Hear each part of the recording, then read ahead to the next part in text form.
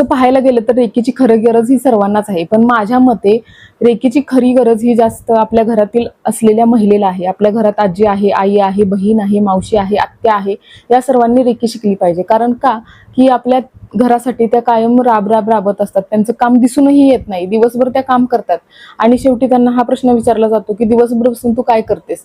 सर्वांचं करून त्यास नंतर स्वतःमध्ये हरवून जातात आणि नंतर काही काळ गेल्यानंतर त्या स्वतः एका डिप्रेशनमध्ये जातात. हे त्यांनाही समजत नाही. म्हणजे मूड स्विंग्स होतात, राग होतो, चिडचिड होते आणि यातून जर बाहेर पडायचं असेल तर रेकी तुम्हाला 100% मदत करते.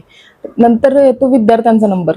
जे स्कूल कॉलेजमध्ये जातात आणि अभ्यास करताना त्यांना काही प्रॉब्लेम येतात किंवा एखादी गोष्ट लक्षात राहत नाही. मॅथ्स आवडतं तर थेरॉटिकल गोष्टी आवडत नाही, थेरॉटिकल गोष्टी आवडतात तर मॅथ्स आवडत नाही, असं काही लोकांना होतं. तर दोन्ही ब्रेनमध्ये तुम्हाला समतोल साधायचा असेल, तुम्हाला मॅथ्स पण करायचंय, थेरॉटिकल नॉलेज पण घ्यायचंय, तर त्यावेळी तुम्ही रेकीचा वापर करू शकता आणि दोन्ही ब्रेन एकदम बॅलन्समध्ये आणू शकता.